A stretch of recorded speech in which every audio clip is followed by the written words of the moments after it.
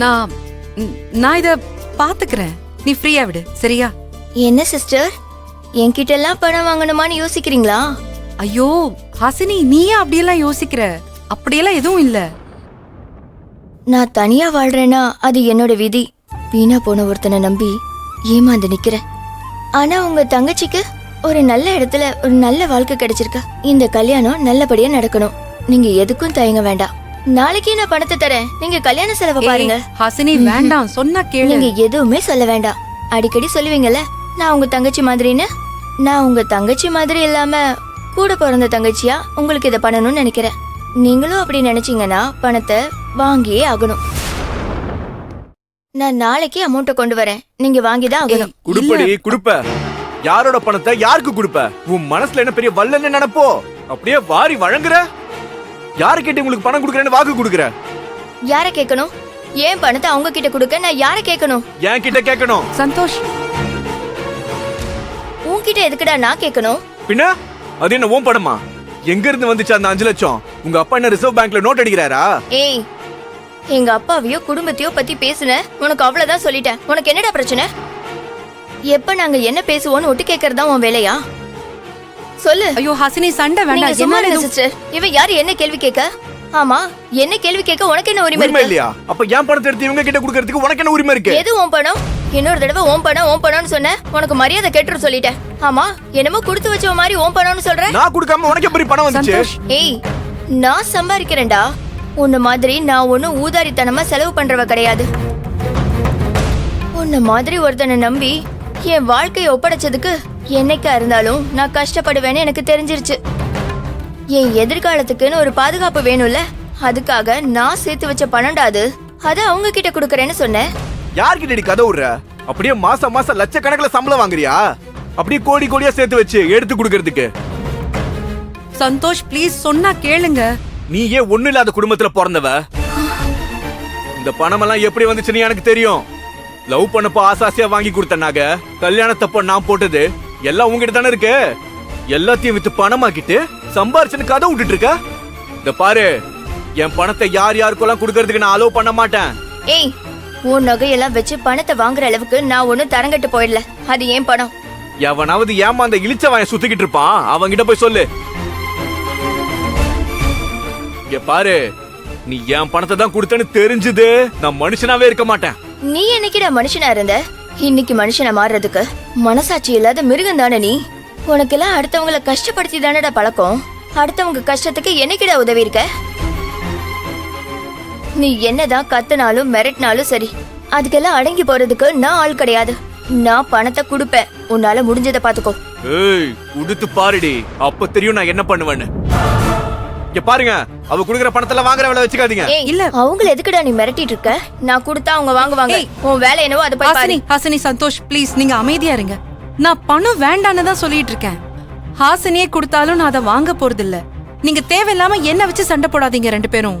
Sister, இவன் சொல்ற நீ ஏன் பணம் வேண்டான்னு சொல்றீங்க? அது ஏன் பணம்? வாங்கிக்கோ. ஹாசினி, நான் அவரு சொல்றதுக்காக எல்லாம் சொல்லல. நீயே கஷ்டப்பட்டுட்டு இருக்க. நீ உன் லைஃப பாரு. இந்த பண பிரச்சனையை நான் பாத்துக்கிறேன். நான் வெளியே கூட ரெடி பண்ணிக்கிறேன். ஒரு தங்கச்சியா நீ பணம் கொடுக்கணும்னு நினைச்சல, அதுவே சந்தோஷம்தான். இது நான் பாத்துக்கிறேன். சண்டை போட்டுக்காதீங்க, நான் போறேன். கைல் சிஸ்டர், சிஸ்டர் நான் சொல்றது.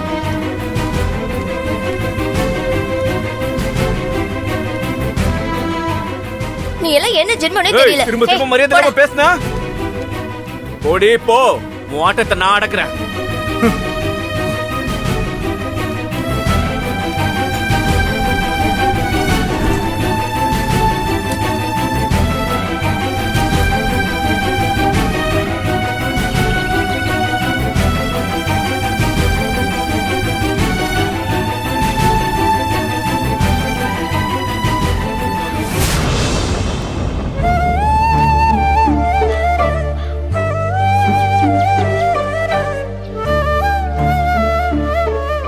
ஹலோ, ஆமாமா, வா கையல், கல்யாண விஷயமா தான். நீ பேசி பேசி.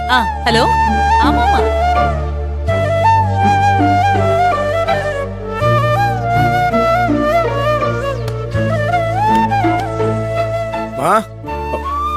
கயல், ஏய், என்னாச்சு ஒரு மாதிரியா டல்லா இருக்க? நான் நல்லா தான் இருக்கேன், எனக்கு ஒண்ணும் இல்ல. போய் சொல்லாத. இத பத்தி ரொம்ப தீவிரமா யோசிக்கிறேன்னு உன் முகத்தை பார்த்தாலே தெரியுது. என்னாச்சு சொல்லு. அப்படி ஏதாச்சும் இருந்தா நான் உன்கிட்ட சொல்லாம இருப்பேனா? அண்ணி, உங்க ஹாஸ்பிடல்ல அட்வான்ஸ் பண்ண கேக்குறேன்னு போனீங்களே, அது கிடைக்கலையா? அந்த சுகத்துல தான் இருக்கீங்களா? இது நீ வேலை செய்யற ஹாஸ்பிட்டல் அட்வான்ஸ் பணம் வாங்க போயிருந்தியா? எதுக்கு கயல்? ஏங்க என்னங்க கேக்குறீங்க? என்ன இப்படி ஒரு கேள்வி கேட்டுட்டு இருக்கீங்க? ஆனந்தியோட கல்யாணத்துக்கு பணம் பத்தாதுல்ல, அது ரெடி பண்ண போயிருப்பா. என்ன கயல், இவ சொல்றதெல்லாம் நிஜமா? நீ ஆனந்தி கல்யாணத்தோட செலவு பத்தி யோசிச்சுக்கிட்டு இருக்கியா? அதுக்கு தான் பண விஷயமா வெளில போயிட்டு வரியா? என்ன கயல், நான் உங்ககிட்ட தான் பேசுறேன். ஆமா, எப்படியும் பணம் ரெடி பண்ணி தானே ஆகணும்.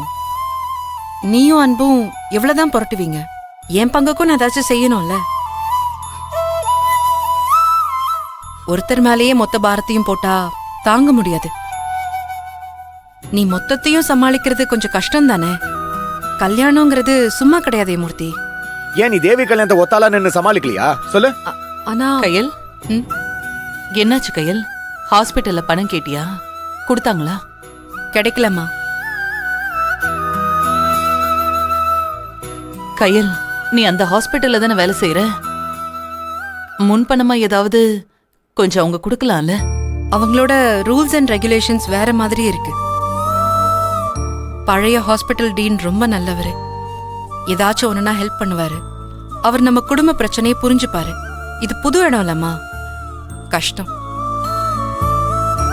இன்னொரு விஷயம், அட்வான்ஸ் பணத்தை வாங்கிட்டு வேலையை விட்டு நின்னுட்டா அதுக்கப்புறம் எப்படி அவங்க அதை கலெக்ட் பண்றதுன்னு யோசிப்பாங்கல்ல. கயல், இப்ப ஆனந்தியோட கல்யாண செலவுக்கு உங்ககிட்ட யாராச்சும் பணம் கேட்டாங்களா?